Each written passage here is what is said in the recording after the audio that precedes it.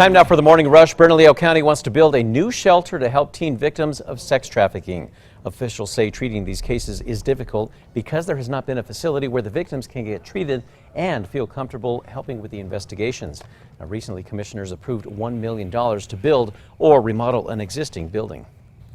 This morning, APD is asking for your help tracking down a murderer of a UNM student. Police say back in February 2017, 26-year-old Juan Carlos Romero was found shot and killed on the sidewalk at Central and Stanford across from UNM. If you know anything about the crime, you have to call Crime Stoppers. It's still a mystery why police say a man drove in circles in the middle of a busy Albuquerque intersection waving a BB gun. Police say last week Isaiah Debaca hit cars, drove the wrong way, and even pointed the BB gun at other people. Officers thought it was a real gun and shot him. A judge will decide whether to hold him until the trial in the next 10 days. Chris.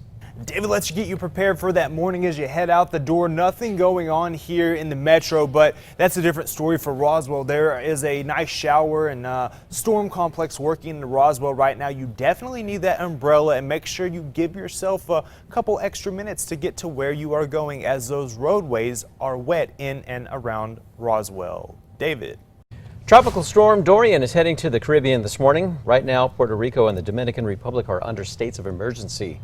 Now, schools are now closed as they expect a landfall today. This is just 2 years after Hurricane Maria ravaged the same area. FEMA has already positioned supplies in Puerto Rico and the U.S. Virgin Islands. New this morning, Bernalillo County Commissioner Debbie O'Malley pushing again for lapel cameras for the Sheriff's Department. Last year, the county set aside $500,000 to increase the number of dash cams. The sheriff said he would only upgrade existing cameras. The Albuquerque Journal now reports Commissioner O'Malley plans to introduce a resolution to double funding. The feds are now investigating a veterans hospital in West Virginia after a string of recent deaths.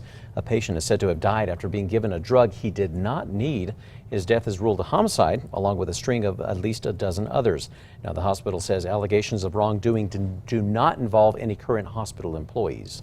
A new Facebook tool is out designed to warn of active shooters in your area. The feature will send alerts to users for active shooters in unsafe conditions. The new tool rolled out yesterday. City governments, emergency management officials, they now have access to a tool, local alerts feature, which can help reach people faster and more efficiently. Chris. Crystal, let's get a look at that Metro Threat Index today. We have it at a 3 because not only are we going to deal with warm afternoon temperatures as well as high humidity this afternoon, there is an opportunity for an isolated shower and thunderstorm here in the metro.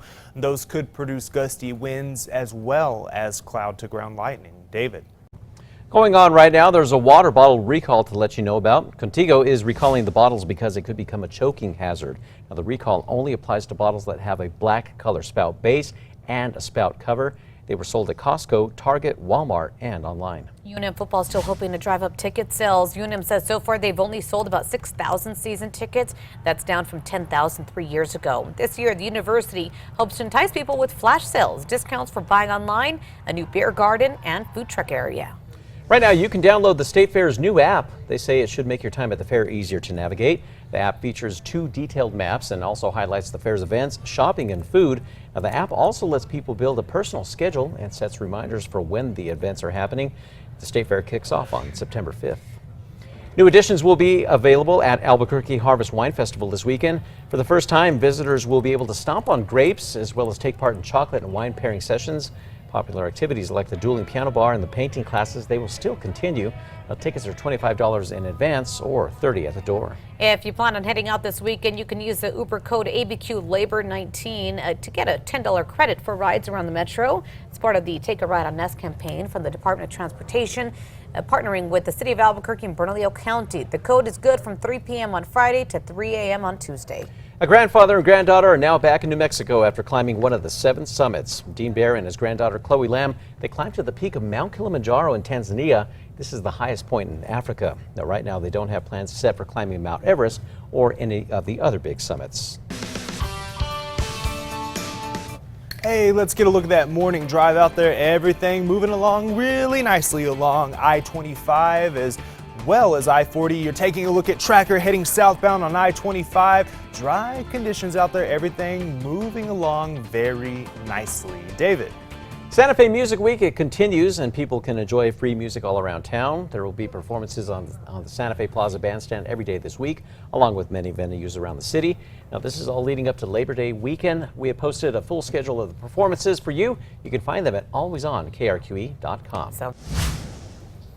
Welcome back. Time now for the 5 facts. Number 5 here, new this morning, a grandfather and granddaughter back home after taking their adventures from New Mexico to the top of one of the 7 summits. Dean Baer and his granddaughter Chloe Lamb started training about a year ago to hit their goal, the peak of Mount Kilimanjaro in Tanzania. It's the highest point in Africa, an ascent of 19,341 feet. While they met new people with the same goal, Dean says what was most special was sharing the moment with his granddaughter. At number 4, Bernalillo County continues its search for a location to build a new shelter to help vulnerable teens. Many are victims of sex trafficking. Now, officials say treating these cases are difficult because there has not been a facility where the victims can get treated and feel comfortable helping with the investigations. Now, recently, commissioners approved $1 million to either build or remodel an existing building. So far, 40 cases of minors being trafficked have been reported in the state this year, the majority in Albuquerque. Now, most of the victims range in age from 12 to 18. CYFD will pay the operating cost of the facility once it's open. And at number 3, we're taking a look at that Metro Threat Index. So we have humidity in place right now. We're going to add in some warm to hot afternoon temperatures. That's going to make it a little bit oppressive out there. But with that heating and that moisture in place, that's going to lead to afternoon showers and storms. Any storm has the possibility to produce small hail, gusty winds, as well as cloud-to-ground lightning. At number 2, new this morning, a Bernalillo County commissioner is looking to resolve the ongoing camera debate. The Journal reports that Commissioner Debbie O'Malley plans to introduce a resolution to double the amount of funding, as well as come up with a plan to get lapel cameras. Now, last year, the county set aside $500,000 to increase the number of dash cams in the deputy patrol units. But earlier this month, Sheriff Manny Gonzalez says that he only wants an upgrade to the cams in the existing units. Number 1 now this morning, APD is asking for your help as they try to track down a killer. The victim, a UNM student. Police say in February of 2017, 26-year-old Juan Carlos Romero was found shot and killed on the sidewalk on Central and Stanford, right across from the university entrance. Today, that case remains unsolved. APD is renewing its call for tips, though. If you know anything about this crime, you're asked to call Crime Stoppers. That number is 843-STOP.